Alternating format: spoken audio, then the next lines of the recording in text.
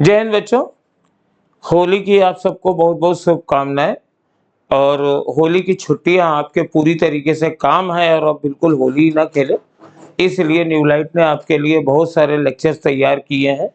इसमें से एक चैप्टर हम लोग कंसीडर कर रहे हैं, इलेक्ट्रोमैग्नेटिक वेव्स। देखो बच्चों, ये बहुत ही बढ़िया चैप्टर है, बहुत ही सिंपल चैप्टर है।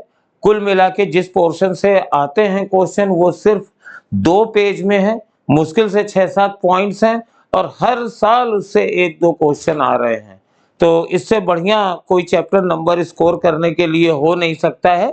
तो अभी हम पहले एनसीईआरटी में देखते हैं कि वो इस चैप्टर में कौन सी चीज है जो आपको तैयार करनी है। Sources of electromagnetic wave. तो इसके पहले हम एनसीईआरटी के पॉइंट्स बताएं। आप लोग इलेक्ट्रोमैग्नेटिक वेव जानते होंगे। जब किसी मीडियम में इलेक्ट्रिक फील्ड और मैग्नेटिक फील्ड ऑसिलेट करती है तो उसको इलेक्ट्रोमैग्नेटिक वेव कहते हैं। तो इलेक्ट्रोमैग्नेटिक वेव प्रोड्यूस कैसे हो सकती हैं? तो यहाँ पे ये जितने भी पॉइंट्स हैं आपको हमने हाईलाइट कर दिए हैं। नंबर 1, स्टेशनरी चार्ज और चार्जेस इन यूनिफॉर्म मोशन, मतलब जिनसे करंट बनती है, ये इलेक्ट्रोमैग्नेटिक वेव के सोर्स नहीं है। याद रखो, इनसे इलेक्ट्रिक मैग्नेटिक वेव नहीं प्रोड्यूस होती है। इसका कारण क्या है? क्योंकि ये कांस्टेंट इलेक्ट्रिक फील्ड प्रोड्यूस करते हैं जो टाइम के साथ चेंज नहीं होता। Currents constant magnetic field produce करती हैं, वो भी टाइम के साथ चेंज नहीं होती और इसलिए दोनों एक साथ प्रेजेंट नहीं हो पाती हैं। अगर इलेक्ट्रिक फील्ड चेंज होगी तो मैग्नेटिक फील्ड बन जाती है, मैग्नेटिक फील्ड चेंज होती है टाइम के साथ तो इलेक्ट्रिक फील्ड बन जाती है। इसलिए एक इलेक्ट्रिक फील्ड और एक मैग्नेटिक फील्ड प्रोड्यूस करती है, नॉट वेरिंग विद टाइम। तो ये दोनों इलेक्ट्रोमैग्नेटिक वेव नहीं बनाते हैं। ये सेकेंड पॉइंट है। Accelerated charges electromagnetic waves radiate करते हैं। एक्सेलेरेशन में अब ये इसका प्रूफ नहीं है कि वो क्यों करते हैं, ये खाली एनसीईआरटी में लिखा है और ये आपसे पूछा जा सकता है कि कौन करता है कौन नहीं करता है। और फिर ये एक ऑसिलेटिंग चार्ज लिया गया है, charge oscillating with some frequency. एक चार्ज यूं ऑसिलेट कर रहा है तो ये ऑसिलेटिंग इलेक्ट्रिक फील्ड प्रोड्यूस करेगा। भाई चार्ज की वजह से इलेक्ट्रिक फील्ड, अब चार्ज मूव कर रहा है तो इलेक्ट्रिक फील्ड उस जगह बदलेगी क्योंकि आर की वैल्यू बदल रही है और ये बदलती हुई इलेक्ट्रिक फील्ड मैग्नेटिक फील्ड भी प्रोड्यूस कर देती है। तो देयरफॉर ये इलेक्ट्रोमैग्नेटिक वेव प्रोड्यूस कर सकता है। Oscillating charge EM wave produce करता है। और ये एक बहुत ही प्यारा क्वेश्चन है अगर आएगा कि जो इस चार्ज की फ्रीक्वेंसी होगी, जिस फ्रीक्वेंसी से ये चार्ज ऑसिलेट करेगा, वही इलेक्ट्रोमैग्नेटिक वेव की फ्रीक्वेंसी मानी जाती है। ये 3 पॉइंट इसमें है, प्रोडक्शन, और एक ये आपसे ऐसे भी पूछा जा सकता है कि एक चार्ज है वो 10⁹ हर्ट्ज से ऑसिलेट कर रहा है, तो बताइए उससे प्रोड्यूस होने वाली इलेक्ट्रोमैग्नेटिक वेव की फ्रीक्वेंसी क्या होगी। तो आप तुरंत इसको याद रखेंगे। अब देखिए नेक्स्ट पॉइंट में, देखिए ये इलेक्ट्रोमैग्नेटिक वेव की कुछ प्रॉपर्टी हैं जिन पे क्वेश्चन आ रहे हैं। पहला पॉइंट है, इलेक्ट्रिक फील्ड और मैग्नेटिक फील्ड आपस में परपेंडिकुलर होती हैं और डायरेक्शन ऑफ प्रोपेगेशन के भी परपेंडिकुलर होती हैं। जैसे इस डायरेक्शन में हमारे पास इलेक्ट्रोमैग्नेटिक वेव चल रही है तो इलेक्ट्रिक फील्ड और मैग्नेटिक फील्ड, ये मान लीजिए एक्स डायरेक्शन है, तो वाई डायरेक्शन में अगर इलेक्ट्रिक फील्ड है तो जेड डायरेक्शन में मैग्नेटिक फील्ड होगी। मतलब ये तीनों परपेंडिकुलर होती हैं। अब इसको समराइज फॉर्म में लिख भी देंगे। और एक ये जनरल फीचर है, मतलब कैसी भी इलेक्ट्रोमैग्नेटिक वेव होगी, वे बहुत टाइप की हो सकती हैं ना। हमारे हिस्से में तो खाली प्लेन आती हैं, तो जैसे भी होगी, लेकिन ई और बी हमेशा एक दूसरे के परपेंडिकुलर होंगी और ये दोनों डायरेक्शन ऑफ प्रोपेगेशन के परपेंडिकुलर होंगी। ये देखिए जैसे ये फिगर है, इसको आप समझ सकते हैं।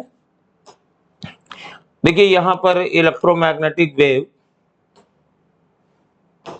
इस तरीके से चल रही है, जेड डायरेक्शन में जा रही है। इलेक्ट्रिक फील्ड मेरे पास एक्स डायरेक्शन में है, इस तरीके से ऑसिलेट कर रही है, और मैग्नेटिक फील्ड वाई डायरेक्शन में है। ये फिगर हमेशा याद रखनी है। ये पेन हल्का हो गया, सॉरी। और इन तीनों के ई कैप क्रॉस बी कैप बराबर सी कैप होता है। ये परपेंडिकुलर डायरेक्शन का है, जैसे एक्स वाई जेड होते हैं ना, वैसे ही ये तीनों होते हैं।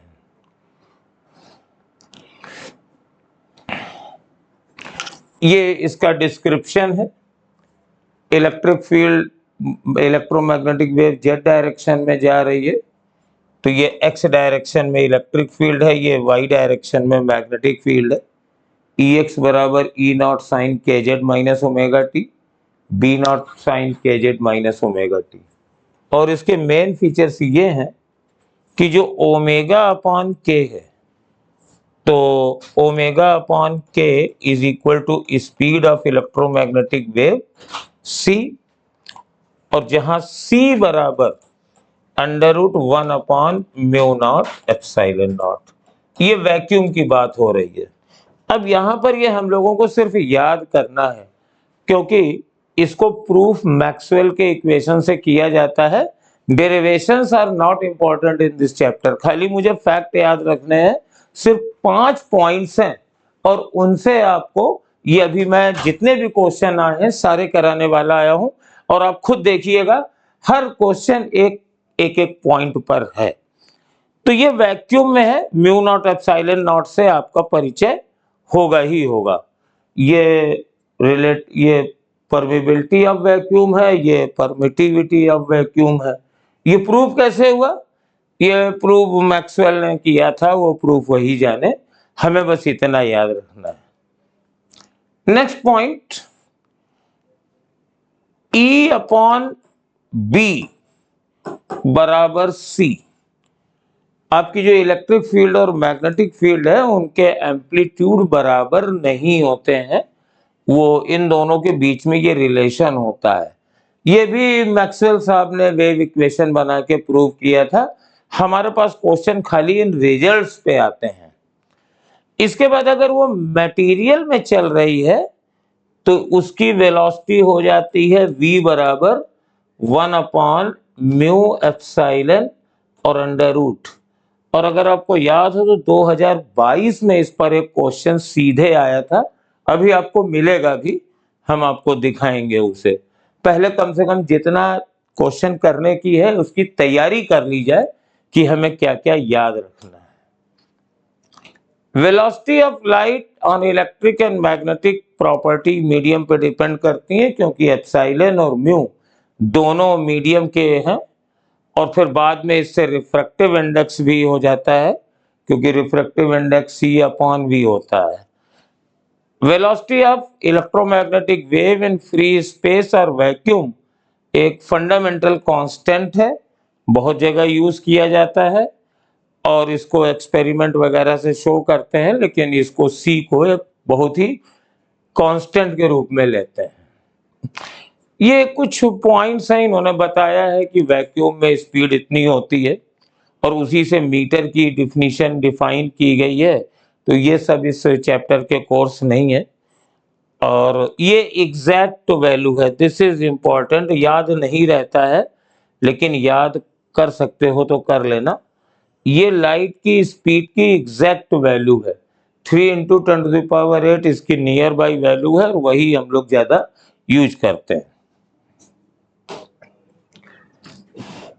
ये एक लास्ट पैराग्राफ है, और इसमें बताया गया है कि इलेक्ट्रोमैग्नेटिक वेव पोलराइज्ड भी होती हैं, क्योंकि ये ट्रांसवर्स हैं, और ये पोर्टेबल AM रेडियो एंटीना से शो किया गया था।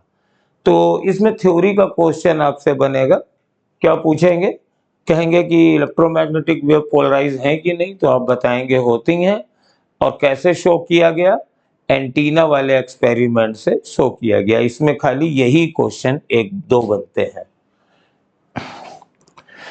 और इलेक्ट्रोमैग्नेटिक वेव चलती हैं तो उनके पास एनर्जी भी होती है। ये इलेक्ट्रिक फील्ड की एनर्जी है, ये मैग्नेटिक फील्ड की एनर्जी है, तो उनके पास एनर्जी भी होगी। और अगर आप एनर्जी को C से डिवाइड कर देंगे तो मोमेंटम मिल जाता है। ये फोटॉन और इलेक्ट्रोमैग्नेटिक वेव का फंडामेंटल रिलेशन है कि अगर हम इलेक्ट्रोमैग्नेटिक वेव की एनर्जी को C से डिवाइड कर देंगे तो हमें मोमेंटम मिल जाएगा। तो ये मेरे पास थ्योरी वाला पार्ट खत्म हो गया। और समरी ऑफ द डिस्कशन ये मैंने इसलिए लिखा कि एक बार रिवाइज कर दूं। तो पहली बात क्या है, शॉर्ट में लिख देते हैं, इलेक्ट्रोमैग्नेटिक वेव वैक्यूम में भी ट्रेवल कर सकती है। वैक्यूम मैं ऐसे लिख दे रहा हूं जिससे आपको लगे कि कोई घर में पढ़ा रहा है। वैक्यूम में भी ट्रेवल कर सकती है। No need of medium, no need of medium. Number 2, जब ये चलती हैं तो जिस डायरेक्शन में चलेंगी उसके परपेंडिकुलर डायरेक्शन में, जैसे ये एक्स एक्सिस है, ये वाई एक्सिस है, ये जेड एक्सिस है, तो चलने की परपेंडिकुलर प्लेन में एक डायरेक्शन में E होगा, एक डायरेक्शन में B होगा। और साथ में ये इस तरीके से रहती हैं कि E cap cross B cap is equal to C cap. जैसे हमारे पास वेलोसिटी की डायरेक्शन में यूनिट वेक्टर E और B की डायरेक्शन में यूनिट वेक्टर के क्रॉस प्रोडक्ट के बराबर होता है। और मोर ओवर, चाहे आरएमएस वैल्यू लो हो, चाहे पीक वैल्यू लो, चाहे करंट वैल्यू लो, E एंड B का रेशियो हमेशा C रहता है। नंबर 3, ये सेम फेज में रहती हैं। इन दोनों की फ्रीक्वेंसी और वेवलेंथ बराबर होती है, इसीलिए हम लोग लिखते हैं E बराबर E not sine omega T minus K Z लिखो या के एक्स लिखो। अब यहां जेड डायरेक्शन में चल रही है तो यहां जेड लिख देंगे। और B is equal to B naught sine omega T minus K Z. इन दोनों टर्म में बेटा कोई फर्क नहीं होता है, जो टर्म यहां है वही टर्म यहां पे भी है, तो ये दोनों सेम फेज में रहती हैं। ये इसके और साथ में वेलोसिटी ऑफ लाइट आपने पढ़ी थी, किसी भी मीडियम में स्पीड ऑफ लाइट v बराबर एप्सिलॉन और म्यू। वैक्यूम में होगा तो एप्सिलॉन 0 और म्यू 0 हो जाएगा। ये देखिए 2017 में आया है, ERMS दिया गया है और peak value of the magnetic field पूछी गई है। अब इसको आप लोग निकाल सकते हैं कैसे कि E बराबर आपने पढ़ा था E नॉट और sign omega T minus K Z या एक्स कुछ भी लिखो, और यहां पे आरएमएस वैल्यू दी है तो पीक वैल्यू कितनी होगी 6√2। आरएमएस वैल्यू एसी से जानते होंगे, अगर साइन के फॉर्म में रहता है तो हमारे पास पीक वैल्यू बराबर आरएमएस वैल्यू इंटू √2 होती है। तो ये मेरे पास आरएमएस वैल्यू हो गई। अब मुझे मैग्नेटिक फील्ड की पीक वैल्यू चाहिए, तो E नॉट अपॉन C बराबर B नॉट, तो इसको 3 × 10⁸ से डिवाइड कर देंगे, तो 6√2 को 3 × 10⁸ से डिवाइड कर दीजिए, तो 6√2 और डिवाइडेड बाई 3 × 10⁻⁻8, तो 3 2 जा 6, 2√2 × 10⁻⁸, तो 1.4 का डबल 2.83 इंटू 10⁻⁸ टेस्ला इसकी पीक वैल्यू आ गई। आरएमएस वैल्यू देते तो इसी को सी से डिवाइड कर देते। तो ये काफी बार रिपीट हुआ है तुम लोगों के मतलब इस सिलेबस में, जो एनसीईआरटी ने क्वेश्चन पूछा है या नीट ने पूछा है। कभी ई देंगे, कभी बी देंगे, एक दे करके दूसरा पूछेंगे, कभी आरएमएस दे देंगे, बी की आरएमएस वैल्यू पूछेंगे, कभी बी आरएमएस दे देंगे, ई की आरएमएस वैल्यू पूछेंगे, और कभी आरएमएस वैल्यू देके पीक वैल्यू पूछ देंगे, कभी पीक वैल्यू देके आरएमएस वैल्यू पूछ देंगे। करंट वैल्यू भी दे सकते हैं, किसी पॉइंट पे ई इतना है तो उस पॉइंट पर बी कितना होगा। तो ये रिलेशन हमेशा चलता है, E अपॉन सी बराबर बी नॉट। अब या बी, E अपॉन सी बराबर बी, E अपॉन बी बराबर सी। अब इससे सिंपल फॉर्मूला आपको मिलने वाला नहीं है, जिसपे 3-4 बार क्वेश्चन आया है। ये भी 2017 में आया है। अभी आपको और भी दिखाते हैं, अभी अगला भी आएगा। ये देखिए, अब ये 2018 का क्वेश्चन है। देखिए कौन सा कंसेप्ट लगा है जो हम लोगों ने पढ़ा है। V बराबर V आई है। EM wave is propagating in a medium with a velocity VI, यानी वेव प्लस x डायरेक्शन में जा रही है। ये बात पता चल गया। Oscillating electric field y direction में है, तो E मेरा y डायरेक्शन में है। तो बताइए कि मैग्नेटिक फील्ड किस डायरेक्शन में होगी। तो तुरंत अपना कॉन्सेप्ट लगाइए, E cap cross B cap बराबर C कैप।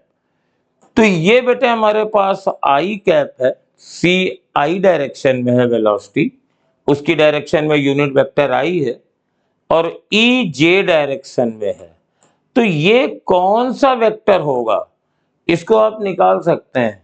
अब आपको ये मालूम है ना, I J K, तो I क्रॉस J K होता है, J क्रॉस K करेंगे तो I आएगा। यानी अगर ये K हो जाए तो हमारे पास ये सेटिस्फाई जो हो जाएगी इक्वेशन। तो यानी मेरे पास K का मतलब है प्लस Z डायरेक्शन में ये इस वेव की मैग्नेटिक फील्ड ऑसिलेट करेगी। और इसको निकालने के और लंबे तरीके से चलने से कोई फायदा नहीं है। ये सबसे सिंपल तरीका है, इसी से करिए। अब देखिए, ये मैंने 2020 का क्वेश्चन था, मैंने अनसॉल्व था तो ले लिया है, लेकिन अब ये एनर्जी वाला टर्म जो है वो हट गया है नए सिलेबस से। तो लेकिन फिर भी PYQ था तो देख लेते हैं। देखो, इलेक्ट्रिक फील्ड की एनर्जी डेंसिटी होती है 12 एप्सिलॉन नॉट E स्क्वायर, और मैग्नेटिक फील्ड को होती है 1/2 म्यू नॉट B स्क्वायर। ये दोनों बराबर हैं। आप B की जगह अगर E/C रख दीजिए और C की जगह, तो क्या बनेगा देखो, 12 म्यू 0 नीचे और E square upon C square. अब C स्क्वायर की वैल्यू होती है म्यू नॉट एप्सिलॉन नॉट, तो 1/C स्क्वायर की जगह आप रख दो 1/2 म्यू नॉट E स्क्वायर और म्यू नॉट एप्सिलॉन नॉट। ये कट जाएगा तो ये दोनों बराबर आ रही हैं, तो आंसर इसका 1:1 होगा। And this is very important fact कि इलेक्ट्रिक फील्ड और मैग्नेटिक फील्ड के amplitude E naught B naught बराबर नहीं होते हैं, but energy contributed by them are equal. और ये सब खाली कंफ्यूज करने के लिए लिखा हुआ है। ऑलवेज एट एवरी पॉइंट, चाहे एवरेज की बात हो चाहे पीक की बात हो, energy contributed by electric field and magnetic field ये बराबर होते हैं।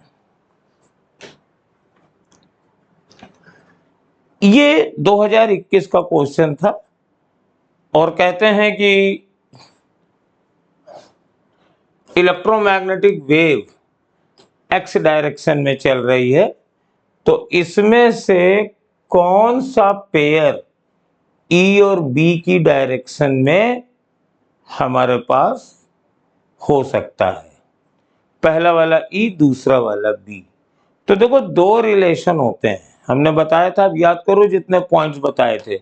सबसे पहले यही लिखा था, ई परपेंडिकुलर टू बी होता है, यानी ई डॉट बी बराबर 0 होना चाहिए। दो परपेंडिकुलर वेक्टर का डॉट प्रोडक्ट 0 होता है।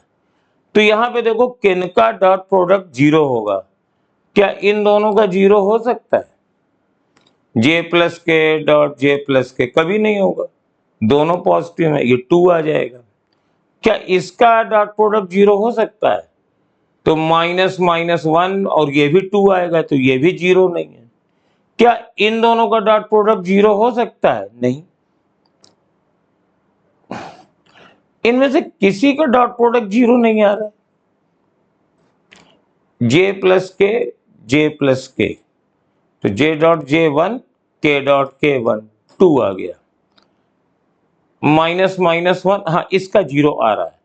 माइनस माइनस प्लस और ये 1, और इन दोनों का दोनों माइनस आ जाएंगे और इसमें दोनों प्लस आ जाएंगे। माइनस माइनस प्लस और प्लस प्लस भी। तो ये हमारे पास पॉसिबल आंसर्स हैं।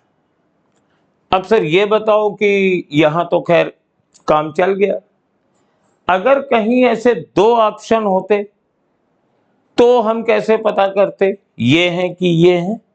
तो उसका तरीका ये है कि ई कैप क्रॉस बी कैप बराबर सी कैप आना चाहिए। तो इन दोनों का अगर तुम क्रॉस प्रोडक्ट ले लो तो वेव एक्स डायरेक्शन में चल रही है, आई कैप आना चाहिए। तो चलिए हम इन दोनों का क्रॉस प्रोडक्ट लेते हैं, माइनस जे प्लस के क्रॉस, ये प्लस है, क्रॉस माइनस जे माइनस के।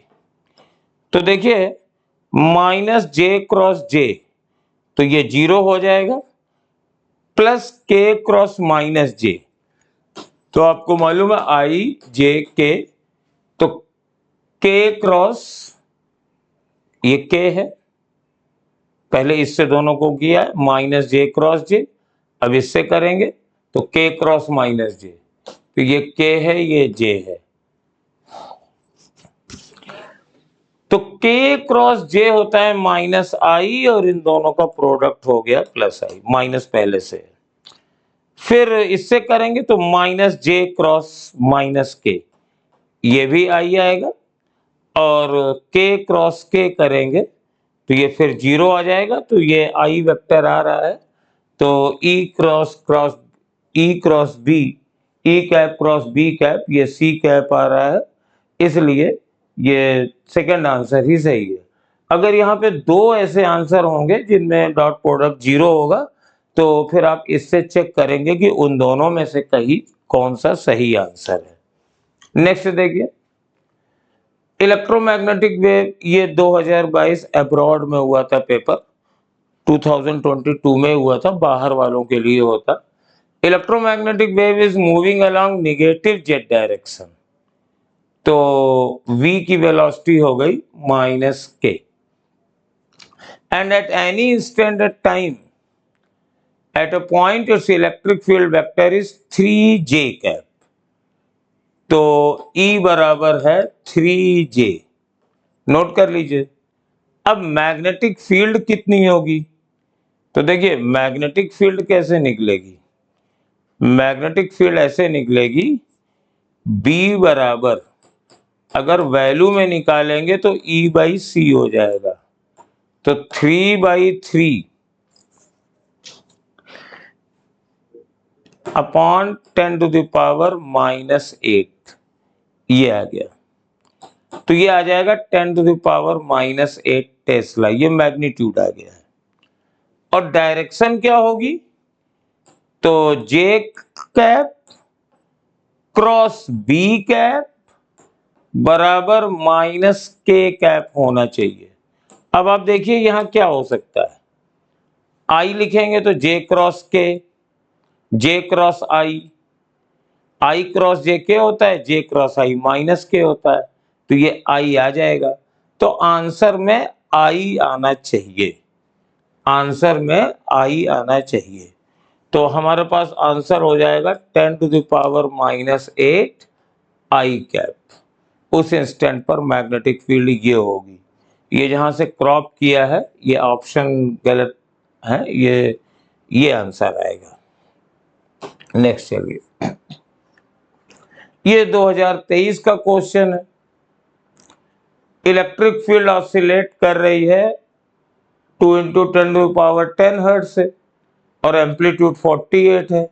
एम्पलीट्यूड ऑफ मैग्नेटिक फील्ड फिर वही लगा दीजिए, B बराबर E/C, तो 48/3 × 10⁻8, तो ये 1.6 × 10⁻⁻7 आ जाएगा। 2023 में बहुत ही सिंपल क्वेश्चन आया। इसके बाद देखिए, ये 2019 ओडिशा में क्वेश्चन आया था। कहते हैं कि μr और εr इतने दिए हुए हैं, velocity of light in this medium would be. तो आप जानते हैं ना कि वेलोसिटी क्या होती है, √1/√μ × ε। तो इसको लिख देते हैं μ0 ε0 और μr और εr। ये तो इलेक्ट्रिसिटी और मैग्नेटिज्म से जानते ही होंगे।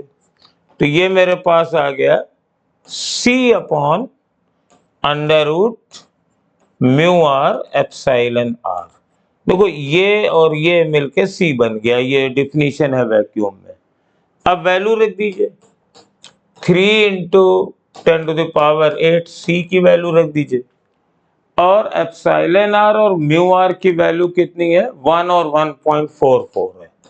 तो √1 और √1.44, तो इसका तो स्क्वायर रूट 1 हो गया, इसका 1.2 हो गया। 3/1.2 × 10⁸, तो ये हटाया, ये डेसिमल बढ़ाया, तो 10/4 × 10⁸, तो ये आ जाएगा 2.5 × 10⁸। तो कोई आंसर है, पहला वाला है। आप देख रहे हैं कि लाइन से हर साल क्वेश्चन आ रहे हैं और बहुत ही सिंपल कंसेप्ट पे आ रहे हैं। ये 2022 का क्वेश्चन है और εr μr दिया गया था और पूछी गई है, तो ये तो फार्मूला भी हम लोगों ने पिछले क्वेश्चन में निकाला ही, ये सीधे फार्मूला ही पूछ दिया गया है। ये फिर 2023 का क्वेश्चन है, ये बाद वाला है, ये जो बाद में अब्रॉड हुआ था या मणिपुर वगैरह में हुआ था। यहां पर इन्होंने कहा है कि ε0 μ0 are the electric permittivity and magnetic permeability of free space if the corresponding quantities are 2ε0 and 1.5 μ0, then refractive index of the medium। तो पहले हम V निकाल लेते हैं, 1/2ε0 into 1.5 μ0। तो ये तो देखो मेरे पास 1/√ε0 μ0 C बन गया, और ये 2 × 1.5, तो ये आ गया √3, और ये मीडियम में वेलोसिटी आ गई। अब रिफ्रैक्टिव इंडेक्स आप लाइट से जानते हो, ये speed of light in vacuum upon speed of light in medium के बराबर होता है। तो C/V की वैल्यू कितनी हुई, यहां से V इधर आएगा, ये √3 जाएगा, तो ये मीडियम का रिफ्रैक्टिव इंडेक्स आ गया। और कोई क्वेश्चन है? और कोई क्वेश्चन है नहीं। मैंने 2015 से लेके 2023 तक के सारे क्वेश्चन इलेक्ट्रोमैग्नेटिक वेव के मैंने करा दिए। अब आप देखिए कि खाली 3-4 फार्मूलों में सारा गेम हो गया है।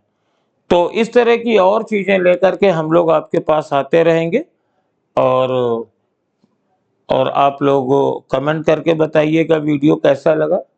मैनी थैंक्स आपको। For watching my video. और एक बार फिर से आपको होली की शुभकामनाएं and thanks to Singh sir and our new लाइटियन टीम। ओके बच्चे, जय हिंद।